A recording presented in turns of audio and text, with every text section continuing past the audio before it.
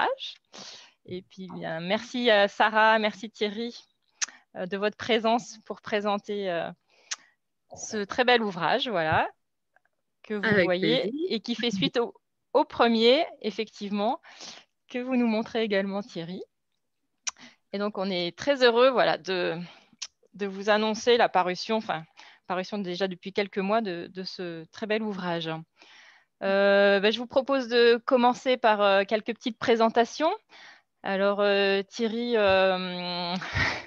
comment vous présentez? Vous avez de multiples fonctions et activités, donc de façon assez succincte. Donc, vous êtes vétérinaire et praticien, donc déjà depuis de nombreuses années donc, dans la filière canine et féline, comportementaliste également depuis de nombreuses années. Et puis, vous êtes aussi très intégré dans la formation puisque vous conduisez donc des enseignements, vous êtes attaché d'enseignement donc à l'école vétérinaire de Maisons-Alfort et vous assurez des consultations en médecine du comportement animal depuis 2011.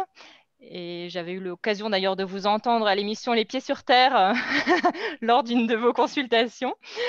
Et ça a été tout à fait intéressant. Je vous conseille du coup l'émission en rediffusion.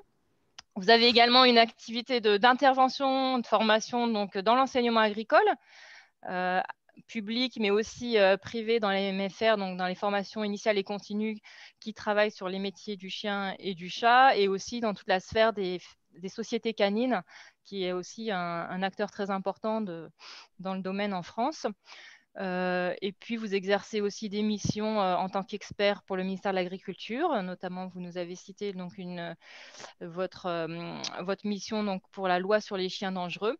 Et vous êtes aussi également très impliqué dans le domaine associatif, puisque vous présidez l'association Agir pour la vie animale. Vous êtes administrateur de la SPA. Et puis, vous dirigez un très gros refuge donc, qui dépend de l'association AVA aussi, si je ne me trompe pas. Donc, qui regroupe un très grand nombre d'animaux domestiques. Voilà pour quelques-unes, pas mal de vos casquettes. Et puis, vous avez aussi pas mal travaillé du coup sur la promotion et la diffusion des connaissances dans votre spécialité, dans vos domaines. Et Sarah, donc Sarah Janin, vous êtes psychologue clinicienne et docteur en éthologie. Vous êtes chercheuse associée au laboratoire Ethnologie Cognition Development. Et vous co-dirigez donc le centre de formation Animal University. Exactement. Les présentations… Oui, Thierry, si vous voulez rajouter.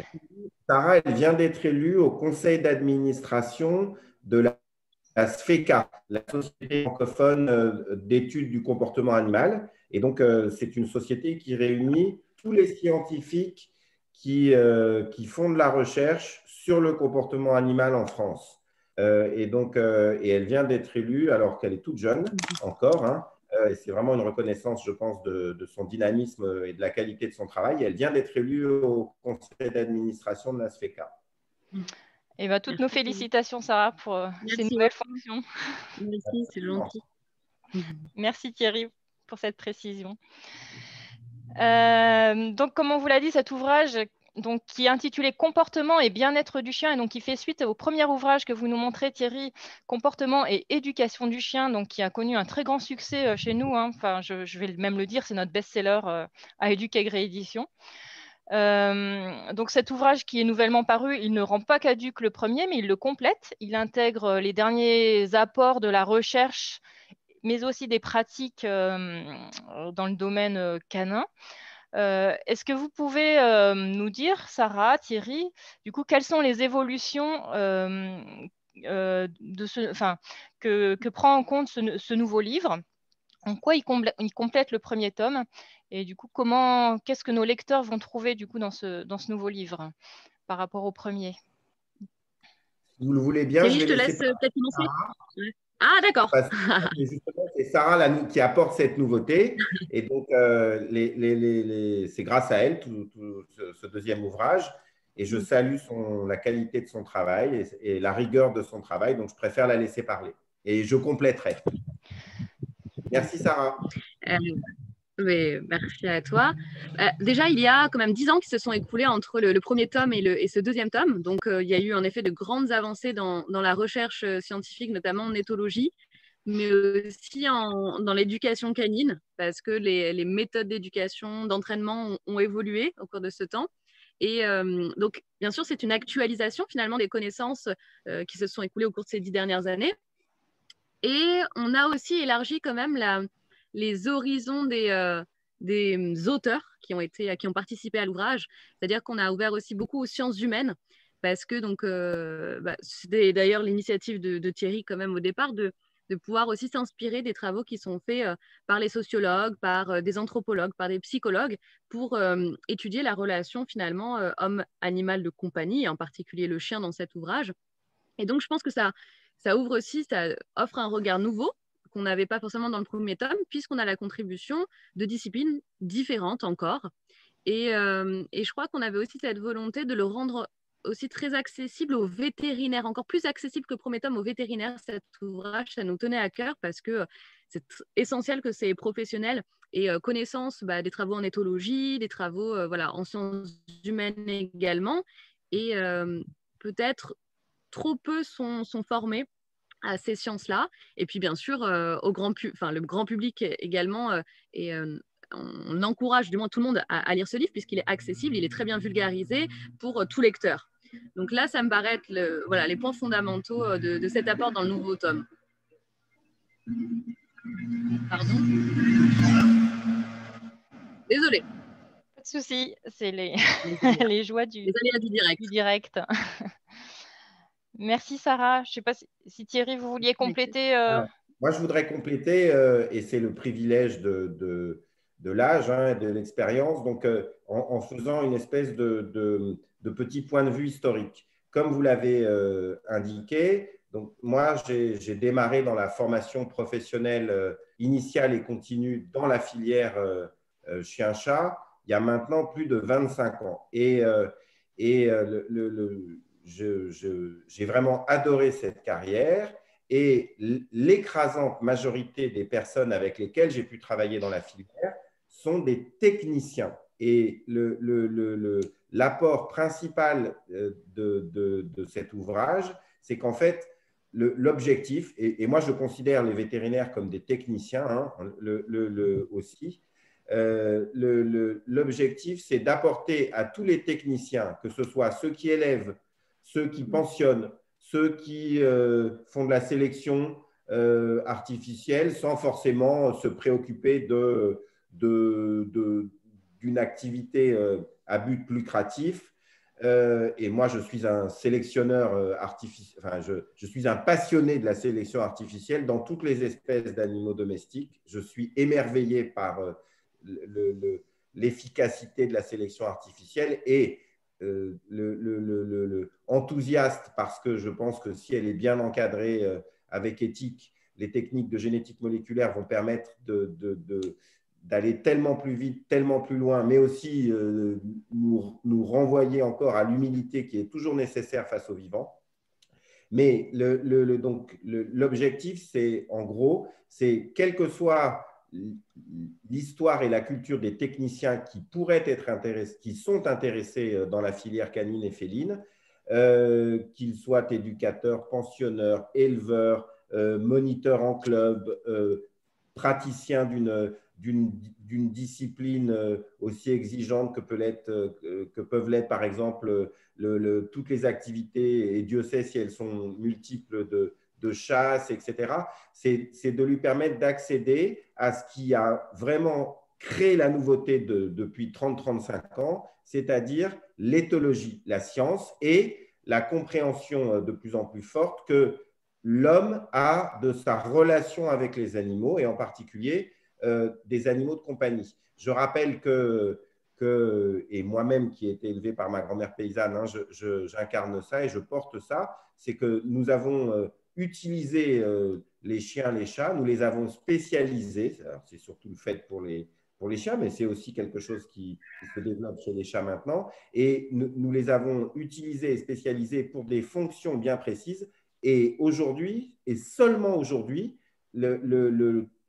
la somme des connaissances des techniciens est extraordinairement impactée par l'apport de la science. Et donc, le premier ouvrage, il a été fait en supervision de moi et de Bertrand Deput, qui était le professeur d'éthologie des écoles vétérinaires, mais qui a eu une carrière de primatologue, de chercheur pendant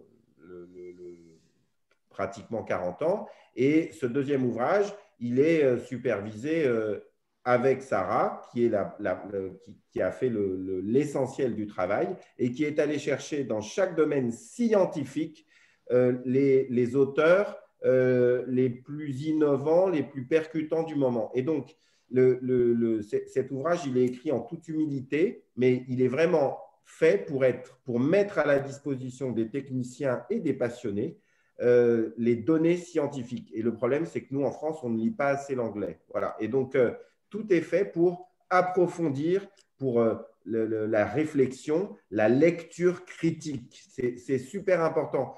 Et moi, je fais partie des vétos qui ont parlé des maladies mentales des chiens.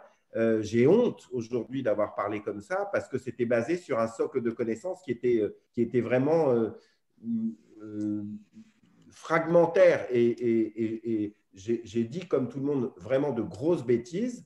Et c'est grâce finalement aux scientifiques que j'ai fréquentés et à la lecture critique et à la pensée critique qu'ils m'ont apporté que voilà, aujourd'hui les choses ont évolué. Et donc, et c'est pour ça que ces deux ouvrages écrits à 10 ans d'intervalle, ils ont été à chaque fois supervisés par deux scientifiques. Et c'est le rapport essentiel. Mais c'est écrit en toute humilité. On n'est pas là pour donner des leçons, on est là pour apporter de la connaissance. Et nous, et moi, je suis vraiment l'incarnation de ça. Et Sarah a démarré sa carrière beaucoup plus récemment, mais elle est extrêmement ouverte aussi. Nous, on a été vraiment formés par tous les techniciens. Moi, tous ces techniciens, tous ces cynotechniciens, tous ces cynophiles que j'ai eu la chance de pouvoir fréquenter dans toute la France et à l'étranger depuis 25 ans, ils m'ont appris et apporté tellement de choses. Et leurs connaissances, leur savoir, leurs expériences, tout ce qu'ils portent qui est lié à des siècles de connaissances et de pratiques en France,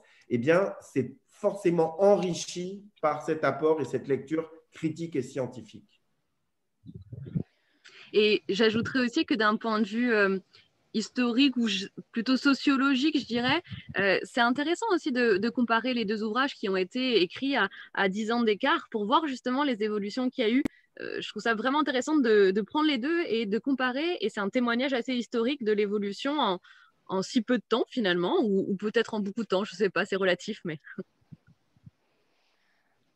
Merci beaucoup, Sarah et Thierry, pour cette présentation. Effectivement, enfin, je pense que la grande force de cet ouvrage, c'est qu'il vraiment fait parler les scientifiques les plus pointus dans leur domaine, de disciplines très différentes, mais aussi avec un langage très compréhensible, en fait, pour tous les gens qui travaillent dans le domaine. Et voilà, donc c'est vraiment un très bel exercice.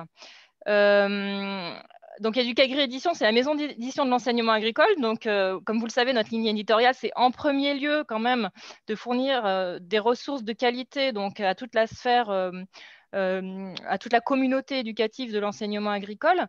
Et donc, d'outiller ces équipes avec des ouvrages de qualité, valides scientifiquement. Est-ce que vous en tant que coordinateur de cet ouvrage, vous avez des attentes particulières par rapport à cette communauté d'enseignants? Enfin, Thierry, vous nous avez dit que vous avez œuvré déjà pas mal dans ce domaine-là. Et moi, j'ai des attentes très fortes parce que très honnêtement, hein, j'ai étudié dans des pays étrangers, dans les universités d'excellence en Amérique du Nord, et je n'ai aucun complexe avec le système universitaire, éducatif français. Je trouve que nous, on se défend très bien, mais il y a vraiment un problème dans le partage de la connaissance scientifique. Alors je pense que l'origine de ce problème est complexe. Je pense que c'est lié au fait que voilà, on est un très vieux pays avec des traditions agricoles.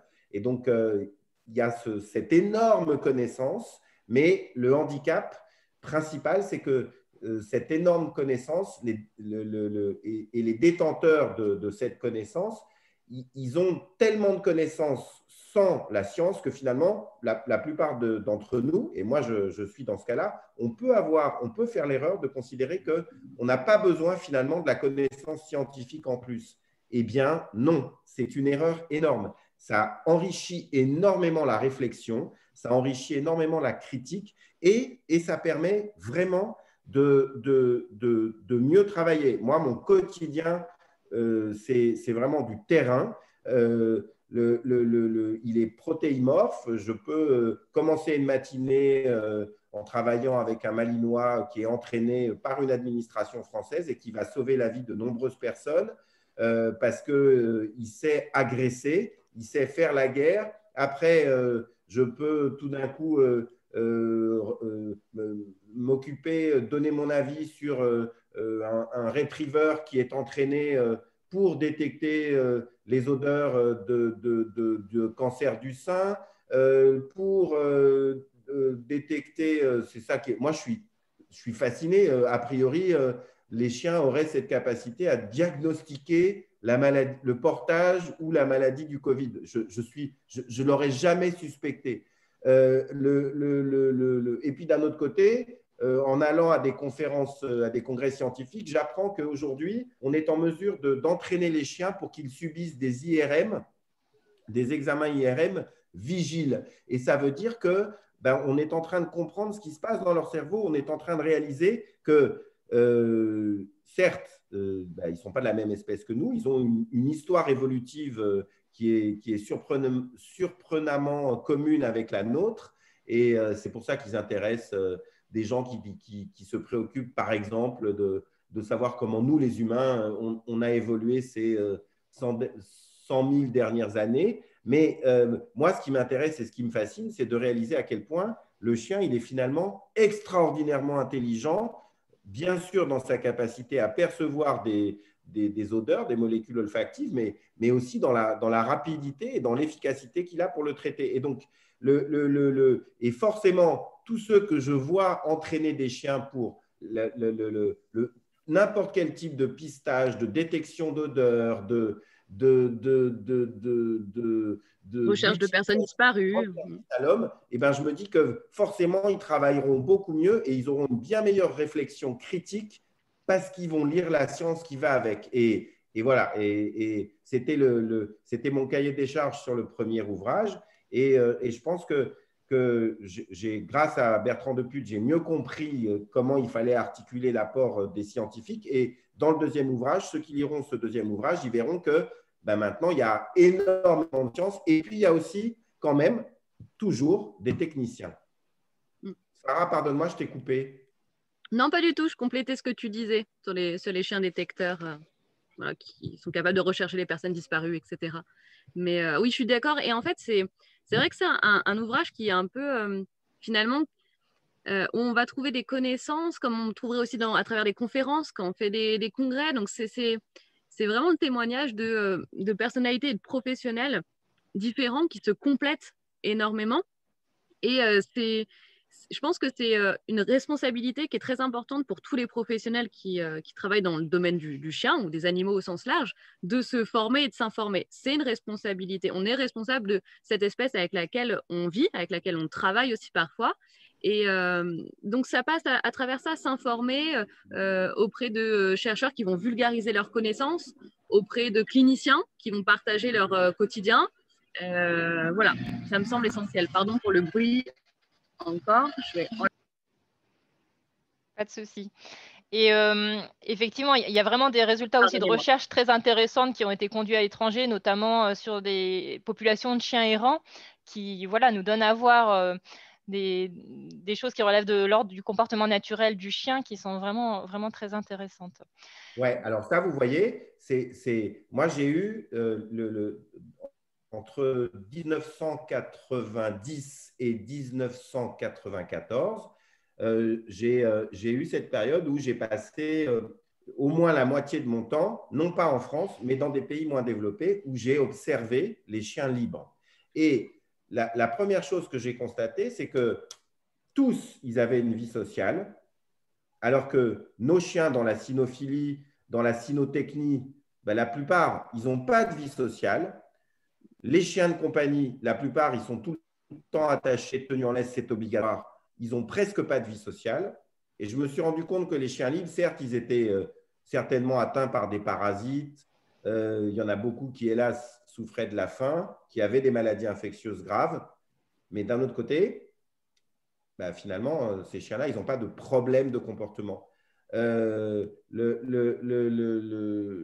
deviennent, dans certaines situations, dangereux, mais il faut comprendre pourquoi. Par exemple, moi, j'ai travaillé à Bucarest il y a 30 ans, et il y a 30 ans, il n'y avait presque pas de traitement des déchets. Et aujourd'hui, il y a des sociétés privées et publiques qui font le traitement des déchets, donc il n'y a presque plus de déchets à l'air libre. Les chiens n'ont plus la capacité de se nourrir, comme ils l'avaient auparavant, depuis toujours. Et ben, maintenant, il y a des agressions d'humains. Et en fait, qu'est-ce qui a changé? Ce n'est pas les chiens, c'est la société des humains. Et donc, là, c'est un exemple parmi d'autres. Mais il faut qu'on soit tous conscients que, selon Coppinger, il y a environ 1 milliard de chiens sur Terre, que la population des chiens a explosé ces 50 dernières années, ces 60 dernières années, de la même manière, avec la même linéarité que la population des humains, qui a plus que doublé sur la planète. Et donc, il y a des chiens partout. Ils ont colonisé tous les habitats que les humains ont colonisés. Et l'essentiel de ces chiens, les 3/4, ce n'est pas des chiens qui ont fait l'objet d'une sélection artificielle, ce n'est pas des chiens qui travaillent, ce n'est pas des chiens de compagnie, ce sont des chiens libres qui subissent avant tout des pressions de sélection naturelles. Et donc, se priver de toutes les connaissances qu'on commence, qui sont embryonnaires, à avoir sur ces chiens-là, ben, ce serait tellement dommage. Et surtout, ça permet tellement de remettre en question toutes les bêtises qu'on a racontées sur les chiens qui fuguent, les chiens agressifs, les chiens hyperactifs. Enfin, ça permet d'avoir tellement de recul, tellement de perspectives. Qu'est-ce qui est le plus naturel pour un chien? C'est d'aller voir des copains, des congénères et de divaguer. C'est ce qu'on ne permet à pratiquement aucun chien dans la cynotechnie, la cynophilie et dans la réalité du travail des vétérinaires et de tous les professionnels qui œuvrent dans le domaine des chiens de compagnie aujourd'hui. La réalité de ces chiens-là, c'est qu'ils n'ont pas de liberté de divagation, ils ont peu de vie sociale ou pas du tout. Ils sont énormément altérés biologiquement par la stérilisation de plus en plus précoce. Donc, il faut se rendre compte de tout ça. Ça permet de mieux travailler, de mieux comprendre. Oui, et donc l'ouvrage propose vraiment de nombreuses pistes pour mettre en place une relation bienveillante entre le chien et son propriétaire. Et donc, vous avez dit qu'il était basé sur les apports de toutes les disciplines que vous avez citées, et notamment les avancées en éthologie. Et du coup, Thierry, vous nous avez dit qu'il y avait peut-être des avancées aussi au niveau de la génétique, aujourd'hui, que ça bougeait aussi pas mal. Ouais. Selon vous, c'est quoi maintenant les principales avancées techniques ou en termes de recherche scientifique qui vont encore bousculer le domaine de la connaissance des besoins des animaux et en particulier des chiens? Merci de poser ces questions. Donc, je vais faire le docteur Folamour. Alors, on n'a plus beaucoup de temps, par contre. Du coup, là, il nous reste 6 minutes. Très vite. Aujourd'hui, un particulier qui veut payer 100 000 € pour faire cloner son chien, il peut faire cloner son chien par un scientifique sud-coréen qui a été mis au banc de la communauté internationale des scientifiques, mais qui arrive quand même à ce résultat extraordinaire. Et ce particulier, quand il veut faire cloner son chien, pourquoi il veut le faire cloner? Parce qu'il veut retrouver l'agrément de la relation et de l'amour qu'il avait avec son meilleur ami. Et pourtant, même si c'est un clone, c'est un copier-coller génétique. Est-ce que ça va être mieux que ce que lui permettait jusqu'alors la sélection artificielle en essayant de trouver un nouveau chiot issu de la même lignée? Eh bien, la question est posée. Et c'est ça, en fait, c'est comprendre que la génétique, c'est une intrication permanente avec l'environnement, mais intégrer, alors est-ce que ce sera possible éthiquement ou pas? Pour le moment, je ne sais pas, mais intégrer les derniers outils de la génétique moléculaire, cette fameuse CRISPR, là, qui a valu à une chercheuse française le prix Nobel, mais qui a mené sa carrière à l'étranger, mais ça veut dire que peut-être qu'on va se donner les moyens ou pas. Là, c'est des questions éthiques et moi, je n'ai aucun pouvoir de décision et de jugement là-dessus et aucune capacité de jugement là-dessus, mais est-ce qu'on va se donner la possibilité d'aller beaucoup plus loin dans la sélection artificielle en arrêtant de faire de la sélection phénotypique et en faisant une vraie sélection génétique comme on le fait dans des espèces d'animaux de rente. Et la question est posée, il y a plein de sujets éthiques, il y a plein de sujets scientifiques, mais on pourrait, moi je suis émerveillé par la pression de sélection artificielle qui est multimillénaire. Hein. L'homme applique une pression de sélection artificielle multimillénaire sur le chien. C'est extraordinaire, mais on pourrait aussi aller beaucoup plus vite. Alors peut-être faire beaucoup plus d'erreurs ou fabriquer beaucoup plus de monstres en ayant recours à la génétique, à l'apport de la génétique moléculaire. Donc ce sera justement aux jeunes qui lisent nos ouvrages, pour certains certainement, d'œuvrer dans ces domaines-là et de prendre les décisions. Et puis en termes de nouvelles technologies, tu le citais aussi Thierry déjà, c'est aussi l'apport en effet des IRM, notamment sur les chiens éveillés, où là on a beaucoup plus accès à leur cognition, à leur capacité sensorielle, enfin à beaucoup de choses qui objectivisent un petit peu ce qu'on pouvait observer au cours de nos études, voilà, au cours de nos observations de terrain. Merci Sarah, merci Thierry. Et puis pour terminer, dévoiler que vous nous préparez également un ouvrage sur le chat qui doit paraître en 2021.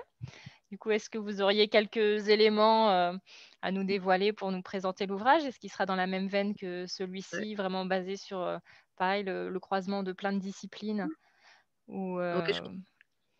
Thierry, tu compléteras peut-être, mais oui, l'idée, c'est qu'on est satisfait de l'ouvrage qu'on a fait sur le chien et j'espère que les lecteurs aussi, c'est vrai, c'est le but. Et on aimerait vraiment reproduire ce modèle du coup pour le chat, c'est ce qu'on a commencé à faire. Donc, en effet, avec des intervenants, enfin des auteurs, pardon, de disciplines très diverses pour avoir vraiment une perspective assez large sur le sujet qui traite là aussi du comportement et du bien-être du chat. Et qui a été bien moins étudié que le chien sur le plan éthologique en tout cas. Donc les données sont encore plus récentes que celles du chien, mais on en a beaucoup quand même et c'était important justement d'actualiser là aussi les connaissances. Eh bien, on a hâte de le lire. Il nous reste quelques minutes pour une ou deux questions, si jamais parmi les participants, il y avait Marie, peut-être j'en profite juste pour remercier, oui. J'aimerais vraiment remercier aussi Marine Corbach qui nous a fait l'affiche du livre, vous tenez, et Marion Montaigne qui a fait les illustrations. Marion Montaigne qui est l'auteur de la BT Tu mourras moins bête. Voilà. Oui, bien sûr, effectivement. Merci Sarah d'avoir complété. Moi, Les dessins de Marion Montaigne agrémentent vraiment très joliment l'ouvrage, avec tout l'humour qu'on lui connaît. Oui, Thierry. Et si vous permettez, Marie, moi aussi, je voudrais faire des remerciements. Donc, les remerciements, ils vont à Educagri Édition, en fait, parce que vraiment, je vous remercie de votre ouverture, de votre intérêt scientifique. Je